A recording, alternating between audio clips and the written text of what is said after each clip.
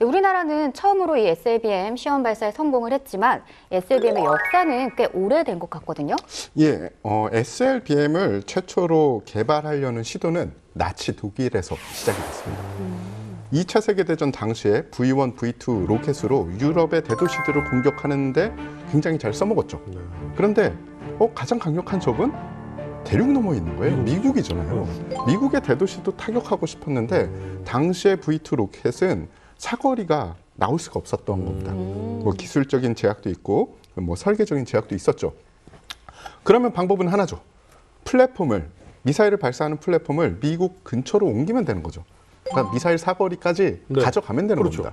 근데 미국도 손 놓고 있지는 않겠죠. 계속 초계를 하고 자기 연안을 초계를 하기 때문에 일반적인 배에 싣고 갈 수는 없었던 거죠. 그러면 제일 좋은 방법이 잠수함. 그래서 그런 개념은 잡았으나 기술적인 한계 때문에 완성은 시킨 적이 없어요. 네. 이 SLBM의 가장 큰 장점 중에 하나는 그 핵 투사를 할 수 있다, 혹은 가공할 정도의 탄두를 투사할 수 있다라는 건데, 그런 면에서 보면 ICBM이 더 낫지 않냐 이런 이야기가 나올 수 있어요. 그런데 ICBM은 거의 다 고정형입니다. 그렇기 때문에 적의 선제 핵 공격에는 그냥 무방비 상태가 되는 거예요.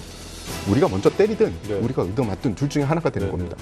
하지만 SLBM 같은 경우에는 잠수함이 운영 가능한 그 어떤 곳까지도 갈 수 있는 거예요. 내 등 뒤에 안 보이는 이 자객이 칼을 들고 있는 거예요. 그러다가 공격할 시점이 딱 되면 탁 모습을 보이면서 나를 찍는 거죠. 얼마나 무섭겠어요. 그런 전략적인 무기이기 때문에 냉전 시대에는 미국을 위주로 한 자유진영과 소련을 위주로 한 공산진영에서 서로가 경쟁적으로 이 SLBM을 개발을 했었습니다. 그러겠네요.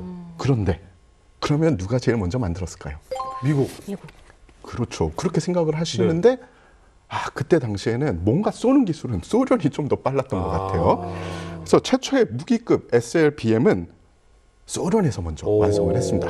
1955년에 R-11FM이라는 사거리 150km급의 SLBM을 세계 최초로 완성을 합니다. 이때 사용한 미사일이 스커드-A. 그러니까 스커드-A의 기초가 되는 거죠. 그리고 그러니까 같은 연도에 사거리를 600km로 늘린 R-13까지 개발에 성공을 합니다.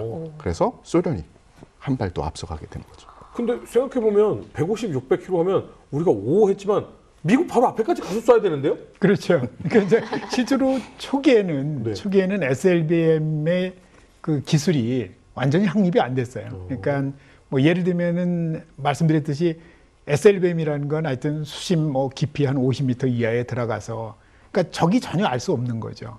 그리고 이제 그렇게 쳐야 되는데 기술이 안 되다 보니까 어떻게 했냐면은 SLBM인데 어쩔 수 없이 그냥 쏠 때는 물을 떠오르는 거야. 그래서 물 위에서 쐈어요. 뭐 그런 적도 있었고, 또 초기에는 우리가 SLBM 미사일 자체가 사거리가 많이 안 나와요.